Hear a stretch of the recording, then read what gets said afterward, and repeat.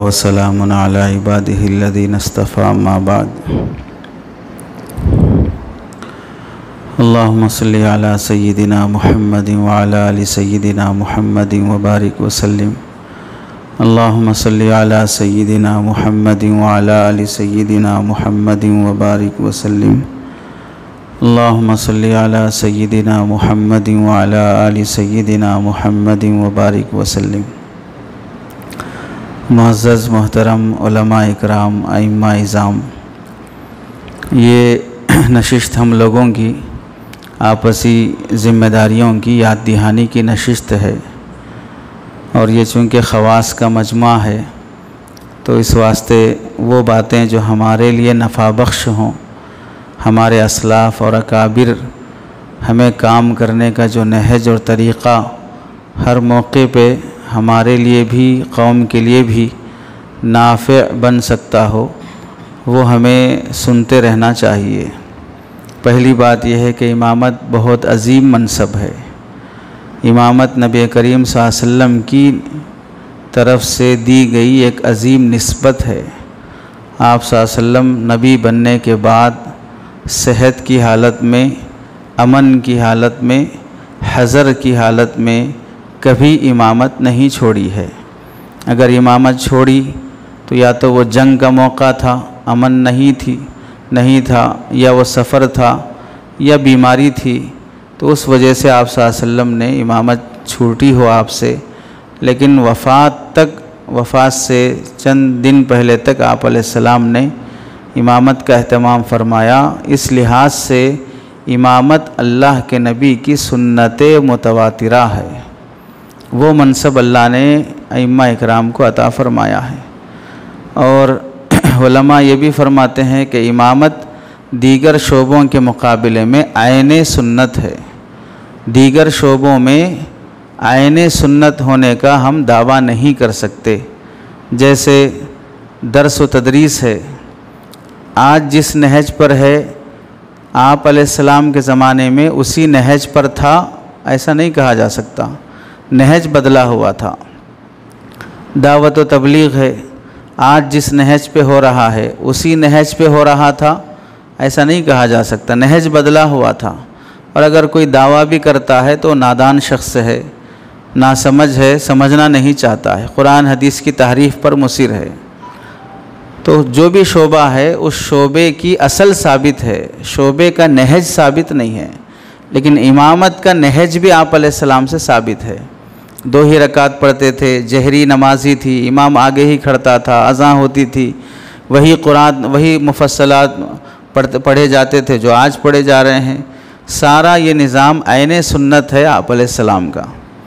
اور اللہ کے نبی علیہ السلام نے حدیث میں فرمایا ائمہ سے متعلق، انما جعل الامام لیؤتم بہ، امام کو امام اس واسطے بنایا گیا کہ اس کی اقتداء کی جا سکے۔ اس میں 2 مطلب محدثین نے ذکر کیے۔ ایک مطلب تو یہ ہے کہ نماز میں امام اس واسطے امام بنایا جاتا ہے کہ مقتدی اس کی اقتداء کریں۔ دوسرا مطلب یہ ہے کہ خارج صلاۃ، نماز کے باہر کی زندگی میں بھی امام کی وہ زندگی ہونا چاہیے کہ جو مصلی مسجد میں اس کی اقتداء کرتے ہیں، معاشرت میں بھی اس کی اقتداء کر سکیں، تجارت میں بھی اس کی اقتداء کر سکیں۔ اگر امام صرف 2 رکعت نماز کا امام ہے، باقی وہ قوم کی پوری زندگی کا امام نہیں ہے، تو مطلب یہ ہوا کہ نماز پڑھنے میں تو ہم فلاں امام صاحب کو دیکھ کے پڑھ لیں گے، تجارت ہم امبانی کو دیکھ کے کر لیں گے، معاشرت ہم فلاں یہودی کو دیکھ کے کر لیں گے، معاملات ہم فلاں ہندو کو دیکھ کے کر لیں گے۔ اس کے لیے ہمارے پاس کوئی آئیڈیل نہیں ہے، ہمارے پاس اس کا کوئی نمونہ نہیں ہے۔ یہ ناقص تصور ہے ایمان کا، امامت کا۔ حضرت مولانا شاہ جمال الرحمن صاحب دامت برکاتہم فرماتے ہیں، عظیم بزرگ ہیں پوری ریاست کے، کہ قوم نے تمہیں 2 رکعت نماز پڑھانے میں آگے کیا ہے، تو یہ احساس سے آگے بڑھو کہ 2 رکعت نماز پڑھانے میں جیسے میں قوم سے آگے ہوں، اخلاق، تقوی، اخلاص میں بھی میں قوم سے آگے رہوں گا۔ کیا یہ افسوس کی بات نہیں ہے؟ 2 رکعت پڑھانے میں تو میں قوم سے آگے ہوں، باقی تقوی اور للہیت میں قوم کا فلاں مصلی مجھ سے آگے ہے، معاملات کی صفائی میں فلاں مجھ سے آگے ہے، وعدے کی سچائی میں فلاں مجھ سے آگے ہے، میں صرف 2 رکعت کے لیے قوم سے آگے ہوں، کس قدر شرم کی بات ہوگی۔ اسی لیے علامہ اقبال رحمۃ اللہ علیہ نے تنبیہ کرتے ہوئے فرمایا تھا، قوم کیا چیز ہے، قوموں کی امامت کیا ہے، قوم کیا چیز ہے، قوموں کی امامت کیا ہے، اس کو کیا سمجھیں یہ بیچارے 2 رکعت کے امام۔ یہ بہت بڑی قیادت ہے۔ آج بھی قوم کو سیاسی قیادت پر اتنا اعتماد نہیں ہے جتنا دینی قیادت پر اعتماد ہے۔ سیاسی قیادت پر اتنا اعتماد نہیں ہے جتنا دینی قیادت پر اعتماد ہے۔ قوم جہاں پر گلا شکوہ کرتی ہے قائد نہ ہونے کا، وہیں گلا شکوہ ہے اطاعت نہ ہونے کا۔ اطاعت بھی معیاری ہونا چاہیے، قیادت بھی معیاری ہونا چاہیے۔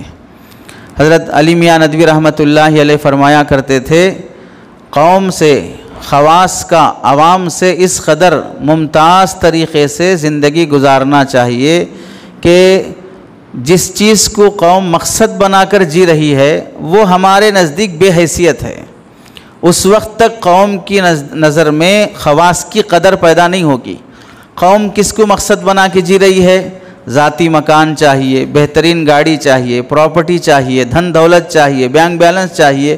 اس کی خاطر وہ قتل بھی کرتی ہے، جھوٹ بھی بولتی ہے، کیسز بھی لڑتی ہے، دھوکہ بھی دیتی ہے، سب کرتی ہے۔ تو جس چیز کی خاطر وہ جان قربان کرنے تیار ہیں، ہمارے نزدیک وہ بے حیثیت ہے۔ ہم وہاں پر نظر اٹھا کے بھی دیکھنا نہیں چاہتے ہیں۔ وہ نہج جب تک نہیں آئے گا خواص میں، اس وقت تک خواص کی قدر عوام میں پیدا نہیں ہو سکتی، ورنہ وہ بھی سمجھیں گے ہم بھی کما رہے وہ بھی کما رہے، ہمارے کمانے کا طریقہ الگ ہے، ان کے کمانے کا طریقہ الگ ہے، سب مال کے لیے کر رہے ہیں۔ تو جب یہ چیز قوم کے اندر پیدا ہو جائے گی تو پھر اس سے قدر کی امید بیکار ہے، پھر یہ شکایت بیکار ہے، علماء کی قدر کہاں ہے، ائمہ کی قدر کہاں ہے۔ قدر پیدا کرنے والے صفات اگر کسی سبزی میں بھی آ جاتے ہیں تو اس کا بھی ریٹ بڑھ جاتا ہے۔ قدر پیدا ہونے والی صفات اگر کسی گھی اور دودھ میں بھی آ جاتے ہیں تو پھر اس کی بھی قیمت بڑھ جاتی ہے۔ حضرت شیخ سعید حلبی دمشق کے رہنے والے ہیں، جامع مسجد میں درس دیا کرتے تھے۔ اس وقت کا جو بادشاہ تھا ابراہیم پاشا، ظالم بادشاہ تھا، جائزہ لینے کے لیے مسجد پہنچا۔ حضرت بچوں کو سبق پڑھا رہے ہیں، پیر میں چوٹ لگی تھی تو پیر لمبے کر کے بیٹھے ہوئے تھے۔ ظالم بادشاہ تھا اور ظاہر سی بات ہے ظلم جس کے اندر ہوتا ہے اس کے اندر کبر بھی ہوتا ہے، اور کبر جس کے اندر ہوتا ہے وہ سامنے والے کو جھکانے میں ہی اپنی سکون محسوس کرتا ہے۔ میرے سامنے زور سے نہیں بولنا، مجھ سے آنکھیں لڑا کے بات نہیں کرنا، میں لیڈر ہوں، میں ذمہ دار ہوں، میں صدر ہوں، میں فلاں ہوں۔ یہ جو چیزیں آدمی کے ذہن میں آ جاتی ہے تو پھر اخلاق، تواضع، انسانیت، یہ سب چیزیں کرایہ داروں کے لیے رہتی ہیں۔ تو جب آیا دیکھا درس پڑھا رہے ہیں، پیر لمبا کر کے بیٹھے ہیں، وقت کا حکمران ہے، نہ نظر اٹھا کے دیکھا، نہ پیر موڑا، نہ بیٹھک بدلی۔ لوگ حیران ہو گئے کہ اب شاید شیخ سعید حلبی رحمۃ اللہ علیہ کے قتل کا فیصلہ ہو جائے گا۔ دیکھنے کے بعد بادشاہ واپس گیا، اپنے نوکر سے سونے چاندی کے سکوں کی تھیلی دے کر ہدیے میں بھیجا، جا کے انہیں میری طرف سے ہدیہ کر دو۔ تو انہوں نے واپس کر دیا۔ پھر دوبارہ بھیجا گیا، جب وہ لے کے آیا تو شیخ نے ایک تاریخی جملہ کہا۔ کیا جملہ کہا؟ الذی یمد رجلہ لا یمد یدہ، جو بادشاہ کے سامنے اپنا پیر پھیلاتا ہے وہ کبھی ہاتھ نہیں پھیلاتا ہے۔ جو بادشاہ کے سامنے اپنا پیر پھیلا کے بیٹھا ہو وہ کبھی اپنا ہاتھ نہیں پھیلائے گا۔ تو یہ استغنا اور بے نیازی، یہ ایک امام کے مقام کو بڑھانے کے لیے بہت ضروری ہے۔ اس کے ساتھ یہ بات بھی ہمیں یاد رکھ لینا چاہیے کہ جو درخت ایک جگہ چند سال گڑا رہتا ہے، سالوں کے بعد اتنا مضبوط تناور درخت بن جاتا ہے کہ وہ سایہ دار بھی ہوتا ہے، پھلدار بھی ہوتا ہے، لوگوں کے لیے نفع بخش بھی ہوتا ہے، پھول پھل سایہ سب اس سے قوم کو ملتے ہیں۔ اگر ایک سال درخت ایک جگہ گاڑا گیا، پھر اکھاڑ کے دوسری جگہ گاڑے، پھر اکھاڑ کے تیسری جگہ گاڑے، خود اس کی زندگی کا وجود خطرے میں پڑ جاتا ہے، وہ جائے دوسروں کو سایہ دے، نفع دے، پھل دے، پھول دے۔ ایسے ہی امامت اور خدمت دین کے منصب میں جہاں لگے ہیں، موت تک وہاں لگے رہنے کے جذبے سے آنا چاہیے، گھوم گھوم کے بافیض نہیں بننا چاہیے۔ آج اس جگہ رہے کل اس جگہ رہے، ایک جگہ استقامت نہیں رہی، تو آدمی استقامت نہیں رہنے سے کسی جگہ بھی نہیں ٹک پاتا ہے، تو فیض سے محروم ہو جاتا ہے، لوگ اس کے دین سے اس کے علم سے فائدہ نہیں اٹھا پاتے ہیں۔ اسی لیے اکابرین کو دیکھ لیں، ہم دیکھتے ہیں اپنے ہی شہر کا جائزہ ہم لوگ کر لیں، حضرت مفتی تجمل حسین صاحب دامت برکاتہم، کون سے امام پہ حالات نہیں آتے؟ حضرت مولانا عبید الرحمن اطہر صاحب دامت برکاتہم، حضرت مولانا عبد القوی صاحب دامت برکاتہم، حضرت مولانا احمد ومیز صاحب دامت برکاتہم۔ اب یہ اکابر ایسے ہیں کہ ان کی مسجدوں کے نام لوگ کم جانتے ہیں، ان کو زیادہ جانتے ہیں۔ مسجد حسینی کا تصور آئے گا تو مفتی تجمل صاحب کا تصور لازماً آئے گا، لازم ملزوم کا تعلق ہو گیا دونوں میں، اس تصور کے بغیر مسجد کا تصور نہیں ہوتا۔ اب سیدھے بول دیں گے کہ مفتی تجمل حسین صاحب کی مسجد، مولانا احمد عبید الرحمن صاحب کی مسجد، مولانا عبد القوی صاحب کی مسجد، یہ کس سے ہوا؟ استقامت سے ایک جگہ پر کام کرنے کی برکت سے ہوا ہے۔ شروع میں مسجد شروع میں امام متعارف ہوتا ہے مسجد کے ذریعے سے، بعد میں کام جب بڑھ جاتا ہے تو مسجد متعارف ہوتی ہے امام کے ذریعے سے۔ مکینوں کو عزت مکانوں سے نہیں ملتی ہے، مکانوں کو عزت مکینوں سے ملتی ہے۔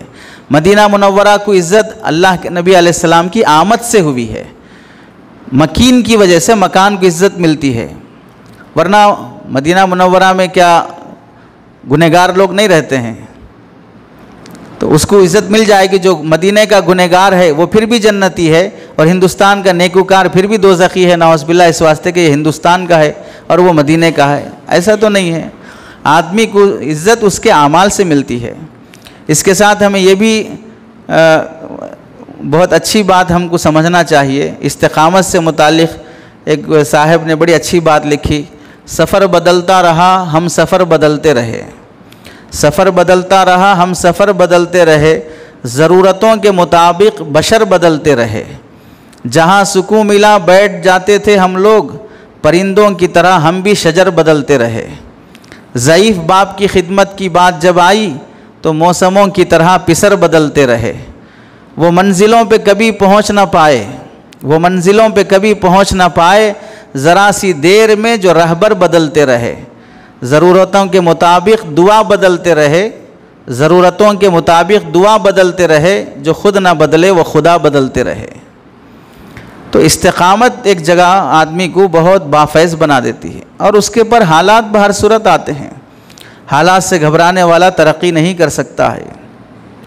حضرت مفتی شفیع صاحب رحمۃ اللہ علیہ نے لکھا ہے، قوم کی قیادت میں علماء کا بہت بڑا کردار ہوتا ہے، تو اس لیے یہ بات ضروری ہے کہ امام کو بہت سی مرتبہ حضرت ابو شامہ رحمۃ اللہ علیہ کے حوالے سے نقل کرتے ہیں، بہت سے مباح اور جائز کام بھی خواص کو چھوڑ دینا پڑتا ہے عوام کو فتنے میں مبتلا ہونے کے اندیشے سے۔ فی نفسی وہ کام جائز ہے، لیکن میرے جواز کی حد مجھے معلوم ہے، قوم اس سے آگے بڑھ سکتی ہے، اس واسطے مجھے بہت سے جائز کام بھی چھوڑ دینا پڑتا ہے۔ اس کی واضح مثال ہے، معراج کے موقع پر آپ علیہ السلام کو دودھ کا، شراب کا، شہد کا پیالہ پیش کیا گیا۔ شراب جنت کی تھی اور اس وقت حرام بھی نہیں ہوئی تھی، حرام تو بعد میں ہوئی ہے، لیکن آپ نے پھر بھی اسے پسند نہیں فرمایا، چونکہ قوم کے امام کو جو چیز بعد میں بھی حرام ہو سکتی ہے اسے پہلے ہی محفوظ رہنا پڑتا ہے۔ اسی لیے ان صحابہ کی شان میں یہ بات بھی لکھی جاتی ہے کہ وہ زمانے جاہلیت میں بھی کبھی شراب نہیں پیے ہیں، حالانکہ اس وقت اسلام نہیں تھا، یہ بھی ان کے لیے شان کی بات رہی۔ حضرت عمر رضی اللہ تعالیٰ عنہ نے اپنے زمانے میں ایک صحابی کو دیکھا، حضرت طلحہ رضی اللہ تعالیٰ عنہ، احرام کے کپڑے جو پہن کے آئے ہیں وہ گیروی کلر کے ہیں، بلا کر تنبیہ کرنے لگے کہ تم قوم کے امام ہو اور پھر ایسے کپڑوں کا احرام باندھتے ہو، سفید کپڑے کا احرام باندھنا چاہیے۔ تو حضرت طلحہ رضی اللہ تعالیٰ عنہ عرض کرنے لگے، یہ سفید کپڑا ہی ہے، پانی ایسا مٹیالہ کلر کا تھا کہ جس سے دھونے کے بعد سفیدی چلی گئی اور مٹیالے کلر کا ہو گیا۔ پھر بھی حضرت عمر نے تنبیہ فرمائی کہ قوم تمہاری اقتدا کرتی ہے تو دیکھ کے سمجھے گی کہ شاید سنت احرام والا لباس سفید نہیں ہے، سفید کے علاوہ بھی ہے۔ اس قدر نظر رکھتے تھے حضرت عمر رضی اللہ تعالیٰ عنہ کے قائد اور مقتدا کو کسی بھی طرح کی بدگمانی والا کام نہیں کرنا چاہیے۔ آپ علیہ السلام نے بھی کیا کیا؟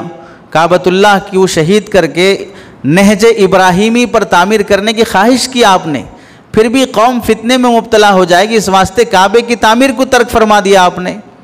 اتنی بڑی عظیم خدمت بھی ترک کی جا سکتی ہے تاکہ قوم فتنے میں مبتلا نہ ہو سکے، تو امام کو جائز امور چھوڑنا کیا بڑی بات ہے۔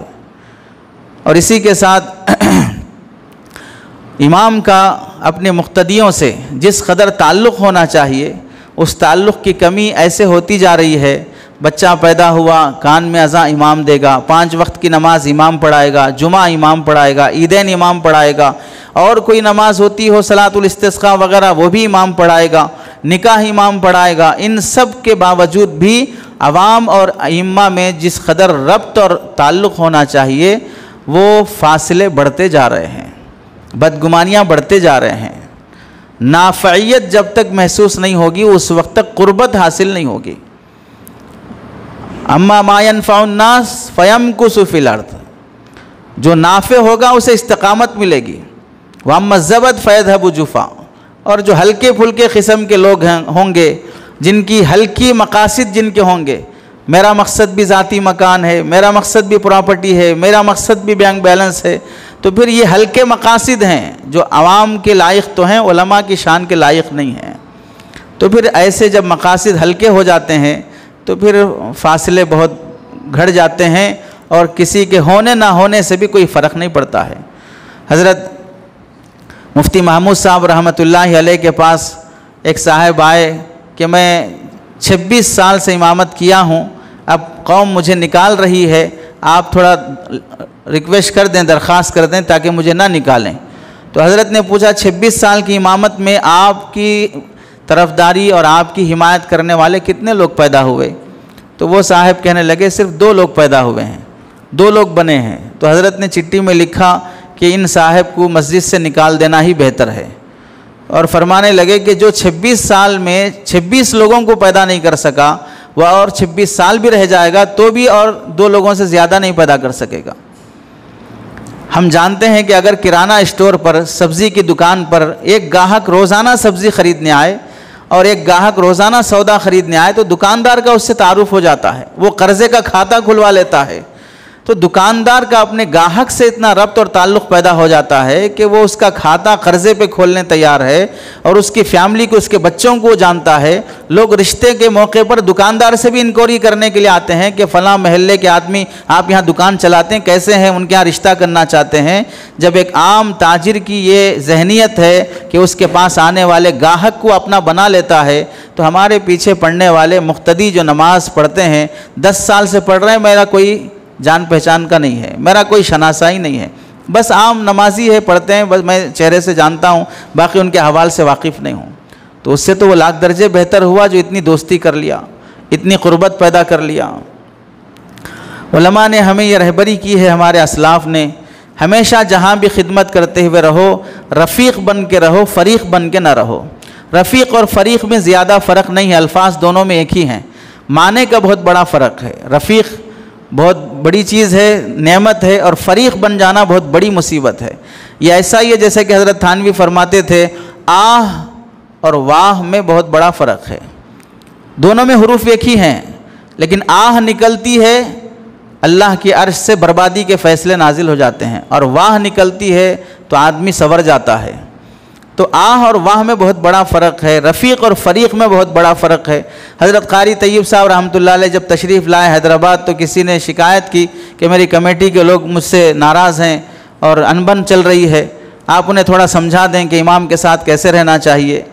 تو حضرت نے اب فرمایا کہ میں انہیں تو بعد میں سمجھاؤں گا، پہلے مجھے تم سے شکایت ہے، تم قوم کے فریق کیوں بنے، رفیق کیوں نہیں بن سکے؟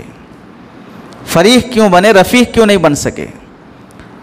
چونکہ ہم آپس میں اپنے اسلاف کی ہدایات سننے بیٹھے ہیں، باقی جو قوم کی ذمہ داریاں وہ تو بہت زیادہ ہیں، اس پہ تو ہم تو 10 بار جمعہ میں بیان کر چکے ہیں، کمیٹیوں کے حالات کیا ہوتے ہیں۔ اسے عام طور سے ہم یہ درخواست کرتے ہیں، امام صاحب کو ہمیشہ ذہن میں رہنا چاہیے، میں کمیٹی کا امام نہیں ہوں، میں کمیونٹی کا امام ہوں۔ میں کمیٹی کا امام نہیں ہوں، کمیونٹی کا امام ہوں۔ کمیٹی بھی خادم ہے، کمیٹی کوئی حاکم نہیں ہے، وہ بھی خادم ہے۔ خادموں میں تصور آ گیا حاکموں کا تو نظام مساجد برباد ہو گیا۔ غلام جب اپنے آپ کو اونر آقا سمجھنے لگا تو ظاہر سی بات ہے وہ اپنی حیثیت سے زیادہ ہی بولے گا. تو بربادی اس جہت میں بھی ہے، چونکہ اس وقت موقع یہ ہے کہ ہم اپنی جہت کو منظم بنانے کی کوشش کریں. عام طور سے یہ بات رہتی ہے کہ قدر نہیں کرتے ہیں لوگ.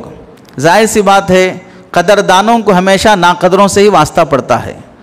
قدردانوں کو ہمیشہ ناقدروں سے ہی واسطہ پڑتا ہے. امام ابو حنیفہ جیسا قدردان شخص دنیا میں دوبارہ کہاں پیدا ہوا، لیکن ایسے لوگ ان کے زندگی میں آئے کہ آخری عمر جیل میں زندگی گزارنی پڑی. جیل سے حضرت امام ابو حنیفہ کا جنازہ نکلا. امام احمد بن حنبل رحمۃ اللہ علیہ، جن کے بارے میں حضرت علی میاں ندوی رحمۃ اللہ علیہ نے لکھا کہ امت کو 2 موقعوں پر اگر سنبھالا نہیں گیا ہوتا تو امت مرتد ہو چکی ہوتی. پہلا موقع تھا وفات نبی کے بعد صدیق اکبر نے جو سنبھالا، اور دوسرا موقع تھا خلق قرآن کے موقع پر امام احمد بن حنبل نے جو سنبھالا. یہ 2 موقع اگر امت کو سنبھالنے والے نہ ہوتے تو امت مرتد ہو چکی ہوتی.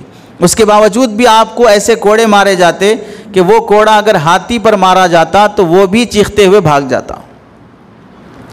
جیل میں ڈالا گیا، سزائیں دی گئی، پھر بھی ان علماء نے جو ہمت سے کام لیا، امت کو سنبھالا. یہ ہمارے لیے آئیڈیل ہیں. ہم وارثین انبیاء ہیں، وارثین فرعون اور حامان نہیں ہیں. حضرت مفتی احمد خان پوری صاحب دامت برکاتہم فرماتے ہیں عام طور سے کہ ہر دین کے خادم کو یہ سمجھنا چاہیے کہ اللہ اس وقت مجھ سے جو خدمت لے رہا ہے میں اس کا بھی اہل نہیں ہوں. مجھ سے جو دین کی خدمت ہو رہی ہے اہلیت اور استحقاق کی وجہ سے نہیں ہے، احسان کی وجہ سے ہے. مجھ سے بہتر صلاحیت والے بندے موجود ہیں، مجھ سے بہتر دولت مند لوگ موجود ہیں مسجدوں کی خدمت کرنے کے لیے. اللہ نے مجھے خادم بنایا، شریف خادم بنو. اللہ نے خادم بنایا، شریف صدارت کرو، شرافت سے صدارت کرو، شرافت سے امامت رہے.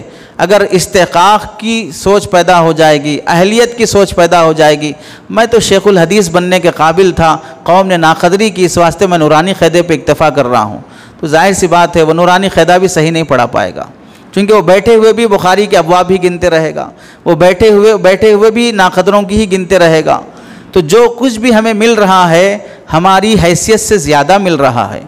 ہمارے جو گناہ ہیں وہ گناہ اتنے ہیں کہ اس گناہ کے بدلے ہمیں ایک نوالا بھی روزی نہ ملے.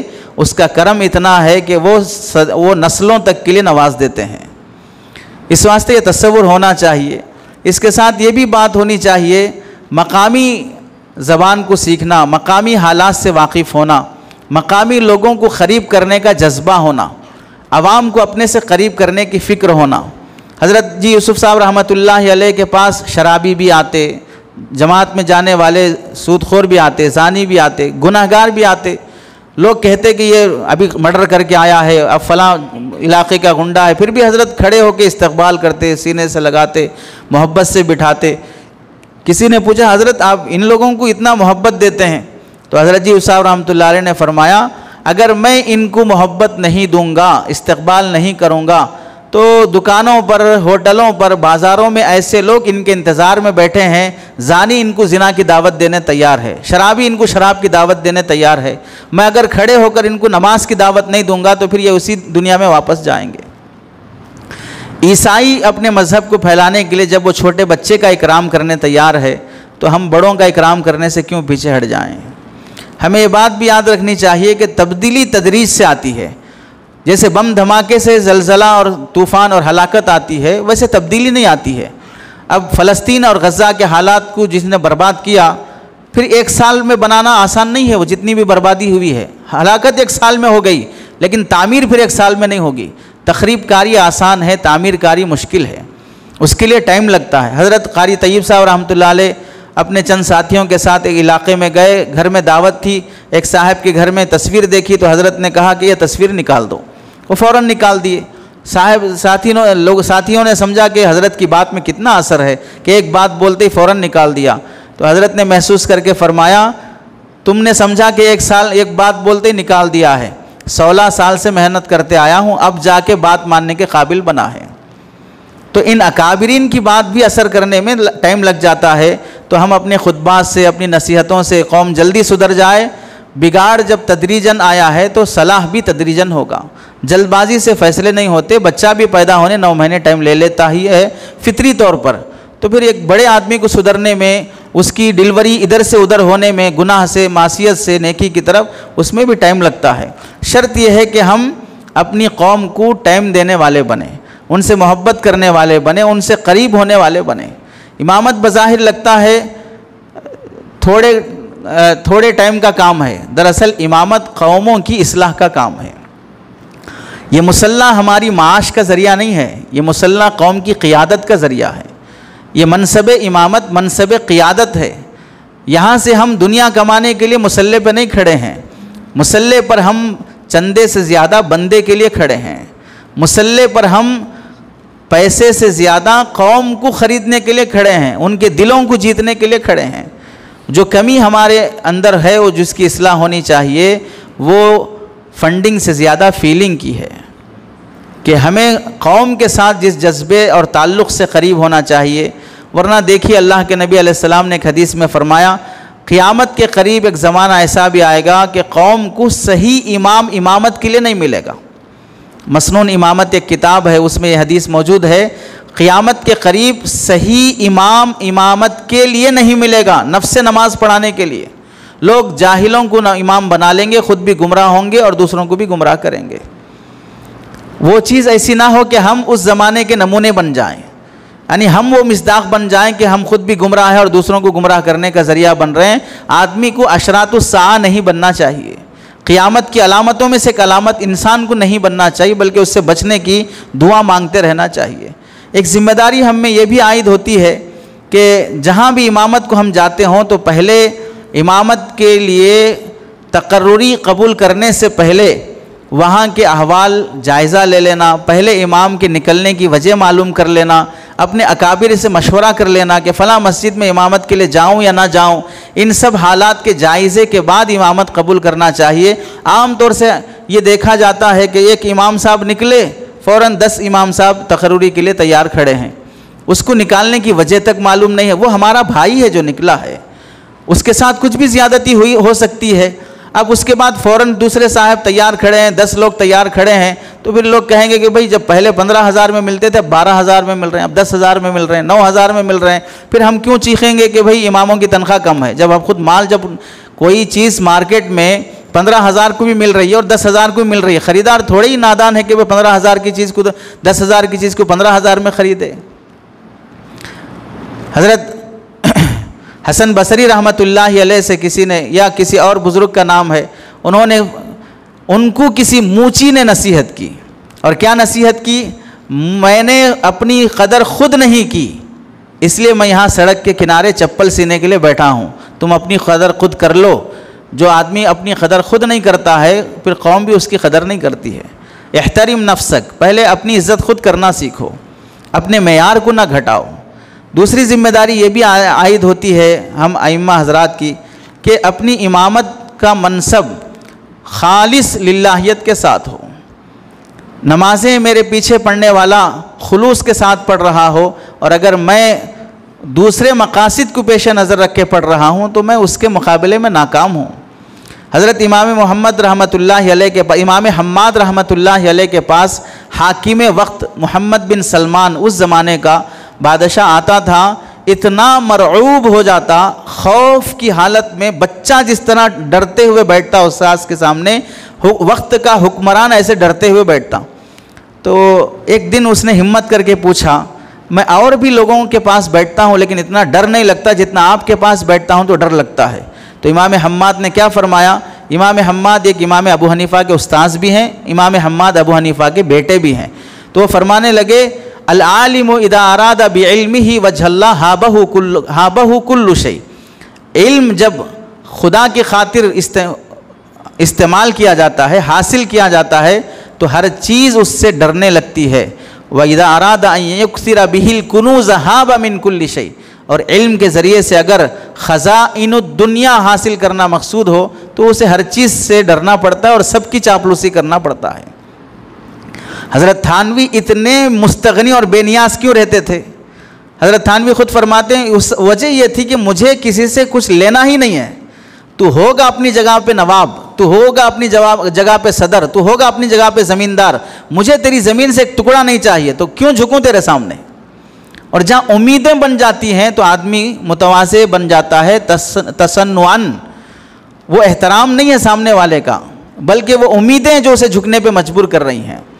اسی طرح ہمارا نصب العین یہ ہونا چاہیے، ہمارے اسلاف جس طرح قیادت، امامت اور امت کو سنبھالتے ہوئے مشکلات اور مصیبتیں جھیلنے کے باوجود بھی کبھی ذمہ داری نہیں چھوڑی ہے، ایسے ہی ہمیں کبھی بھی منصب امامت کو نہیں چھوڑنا چاہیے۔ محنت کا میدان، قوم کی خدمت کا میدان جب ہاتھ سے جائے گا، قوم بھی ہاتھ سے جائے گی۔ اب قیادت کا موقع ملنے کے باوجود بھی ہمارے پیچھے نماز پڑھنے والے مصلیوں پر حکمرانی چل رہی ہے مرزا کی، حکمرانی چل رہی ہے فیاض کی، مسلط ہے اس پر کوئی شکیل، مسلط ہے اس پر کوئی گوہر شاہی، مسلط ہے اس پر کوئی یونس۔ یہ سب باطل طاقتیں وہ ہمارے پیچھے نماز پڑھنے والے مقتدی پر مسلط ہیں، اور جب ہماری اقتدائی امامت ہی نہیں رہے گی تو پھر قوم کا عالم کیا ہوگا؟ تو منصب امامت اس واسطے بھی سنبھالے رہنا ضروری ہے کہ کہیں قوم گمراہ نہ ہو جائے، گمراہ لوگوں کو قائد نہ بنا لے۔ اسی کے ساتھ ایک چیز یہ بھی ہے، امامت کے دوران آدمی اپنے اس اخلاص کو باقی رکھنے کے لیے قوم کی تعریفوں اور مصافحوں سے متاثر نہیں ہونا چاہیے۔ حضرت سری سختی رحمۃ اللہ علیہ نے بہترین بات ہم سب کے لیے نصیحت فرمائی، اگر تم کسی باغیچے میں داخل ہو، وہاں ہر درخت کی ہر ٹہنی پر ایک پرندہ بیٹھا ہے، اور ہر پرندہ تمہیں السلام علیکہ یا ولی اللہ کہہ کے سلام کرتا ہے، پھر بھی تم سمجھو کہ تم گنہگار ہو۔ اگر درخت کے ہر ٹہنی پر ہر پرندہ تمہیں السلام علیکہ یا ولی اللہ کہنے سے تمہارا نفس اگر پھول جاتا ہے کہ واقعتاً میں ولی ہوں، تو تم گمراہ ہو چکے۔ تو آج تک کوئی پرندہ کیا کوئی انسان ڈھنگ سے سلام کرنے والا نہیں ملا، مطلبی سلام تو ہر کوئی کر رہا ہے، محبت کا سلام کون کر رہا ہے؟ تیسری ذمہ داری ہم پر یہ بھی ہوتی ہے اتباع سنت۔ اگر قوم کو ایک کامل مومن دیکھنا ہو تو وہ مسجد کے امام صاحب میں بھی وہ کامل ایمان نہیں دکھنے کو آیا، تو پھر ہم کہاں تلاش کریں گے کہ بھئی ایک اچھا مسلمان جو تمہارا قرآن کہتا ہے، جو تمہاری حدیث کہتی ہے، وہ اگر ائمہ اور علماء میں بھی وہ کامل ایمان نہیں دکھ رہا ہے، وہ متبع سنت شخصیت نہیں دکھ رہی ہے، تو ہم بازاروں میں کہاں تلاش کریں کامل مسلمان؟ اتباع سنت کا نمونہ ہم حضرات کو ہونا چاہیے۔ حضرت مفتی شفیع صاحب رحمۃ اللہ علیہ، عطا اللہ اسکندری رحمۃ اللہ علیہ کا ملفوظ لکھتے ہیں، جب قوم کے خواص جتنا سنت سے قریب ہوں گے، قوم ان سے اتنا قریب ہوگی، جتنا یہ سنت سے دور ہوں گے، قوم ان سے اتنا دور ہوتی جائے گی۔ سنت میں اللہ نے کشش رکھی ہے۔ حضرت عیسیٰ علیہ السلام مخزن اخلاق میں لکھا ہے، ایک عام آدمی سے واسطہ پڑ گیا، وہ برا بھلا کہنے لگا، حضرت عیسیٰ علیہ السلام اسے اچھی زبان میں بات کرنے لگے۔ کافی دیر کے بعد کسی نے کہا کہ وہ اتنی بدتمیزی کر رہا ہے اور پھر آپ ایسے اس سے نرمی سے بات کر رہے ہیں، تو حضرت عیسیٰ علیہ السلام نے فرمایا، اس کے برتن میں جو ہے وہ نکال رہا ہے، میرے برتن میں جو میں وہ نکال رہا ہوں۔ میرے برتن میں گالیاں نہیں ہیں، میرے برتن میں بد زبانی بازاری زبان نہیں ہے، میرا منصب مجھے یہ اجازت نہیں دیتا کہ میں اتنا نیچے اتر جاؤں جتنا یہ نیچے اترا ہے۔ اس کے بعد حضرت عیسیٰ علیہ السلام نے فرمایا، کسی بھی دہی اور غذا کو درست کرنا ہو تو نمک ڈال کر اسے درست کیا جاتا ہے، اگر نمک کے اندر سے ہی نمکینیت نکل گئی، وہ فاسد ہو گیا، تو پھر اس چیز کی اصلاح کیسے ہوگی؟ آٹا خراب ہو گیا، دہی خراب ہو گئی تو نمک ڈال کے درست کریں گے، نمک ہی خراب ہو گیا تو پھر نمک کی اصلاح کیسے ہوگی؟ تو اس کے بعد فرمایا، قوم مریض ہے اور خواص اس کے طبیب ہیں، طبیب ہی مریض بن جائے تو پھر طبیب کا علاج کون کرے گا؟ اس واسطے اس کو استقامت سے رہنا ضروری ہے۔ آخری درخواست یہ ہے، اسلاف نے ہمیں یہ ہدایت دی ہے، ایک عالم کو، ایک حافظ کو عالمانہ اور حافظانہ وقار باقی رکھنا چاہیے۔ وقار کو مجروح کرنے والی چیزیں خود اس کی ذات کے لیے نقصان دہ ہیں۔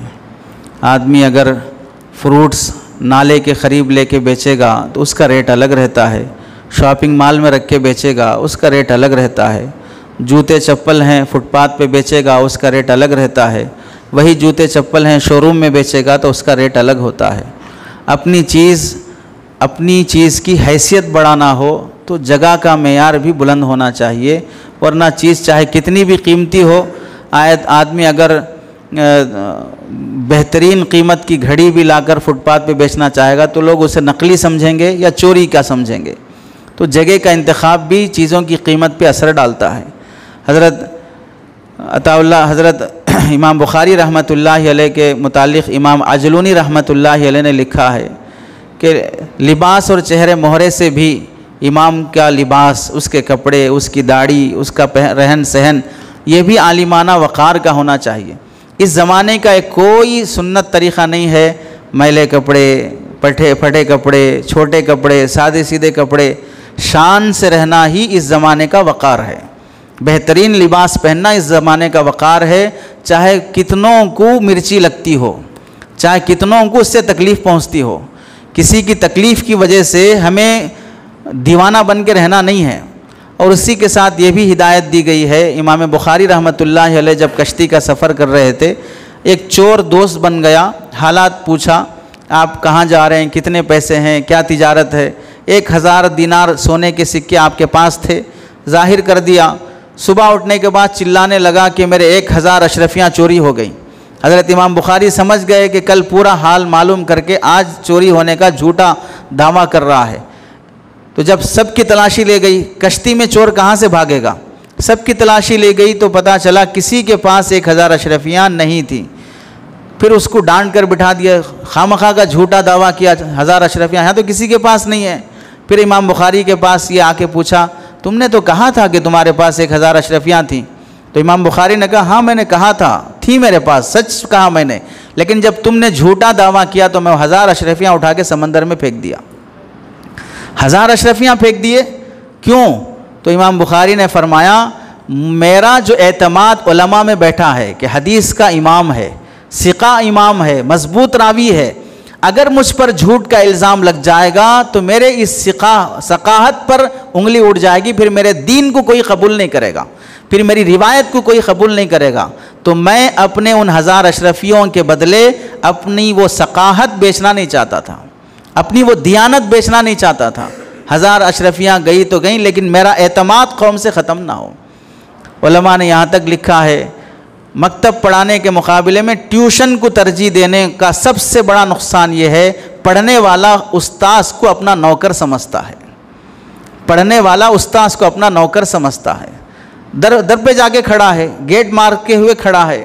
امام مالک نے منع کر دیا، امام بخاری نے منع کر دیا کہ ہم گھر پہ نہیں آ کے پڑھائیں گے، یہ حدیث کی توہین ہے۔ اس زمانے میں مجبوری ہے، لوگ ایسے بن گئے ہیں کہ بھئی اپنے گھر پہ کنویں کو بلا رہے ہیں، تو اس کی ایک ذمہ داری یہ بھی ہوتی ہے کہ ان میں دین کا رسوخ پیدا کرنا، علماء کی عظمت پیدا کرنا، حرص اور امید نہ ہونا، قوم کو قریب کر کے ان کی ضرورتوں کو جاننے کی کوشش کرنا۔ آپ علیہ السلام بیٹھے ہیں صحابہ کے ساتھ، ایک صحابی آئے، نماز پڑھے 4 رکعت، اس میں تعدیل ارکان نہیں تھا۔ آپ کے پاس آنے کے بعد آپ نے کیا فرمایا؟ قم فصلی فإنک لم تصلی، جاؤ پھر پڑھو، تم نے نماز نہیں پڑھی ہے۔ پھر جا کے پڑھے، پھر آئے، پھر فرمایا پھر جاؤ نماز پڑھو۔ 3 بار ہوا، یعنی 12 رکعت انہوں نے پڑھی ہے۔ اس کے بعد بھی آپ نے فرمایا کہ تم نے نماز نہیں پڑھی، پھر جا کے پڑھو۔ تو اس کے بعد وہ صحابی کہنے لگے، علمنی یا رسول اللہ، آپ مجھے سکھائیں میں کیسی نماز پڑھوں۔ پھر آپ نے انہیں نماز سکھائی۔ یہاں علماء نے کیا لکھا؟ آپ علیہ السلام کے پاس اتنا ٹائم ہے کہ ایک صحابی کی 12 رکعت نماز دیکھ رہے ہیں، پھر اسے نماز سکھا رہے ہیں، اور آج کے ائمہ کے پاس 2 رکعت کا بھی ٹائم نہیں ہے۔ سنن قبلیہ بادیہ بھی مسجد میں نہ ہو رہے ہوں، قوم کو قریب نہ کیا جا رہا ہو، منصب امامت کو پیشہ تجارت سمجھا جا رہا ہو، تو کس قدر افسوس کی بات رہے گی۔ تو اپنے اعتماد والے پیدا کرنا، استقامت سے رہنا، قوم کی فکروں کے ساتھ رہنا۔ دجالی فتنے آ رہے ہیں، اسے ائمہ کے علاوہ کوئی اور نہیں سنبھال سکتا ہے۔ قوم ائمہ سے جڑی رہتی ہے۔ اللہ تعالیٰ سے دعا ہے کہ اللہ ہم سب کو عمل کی توفیق نصیب فرمائے۔ آمین۔ وآخر دعوانا ان الحمد للہ رب العالمین۔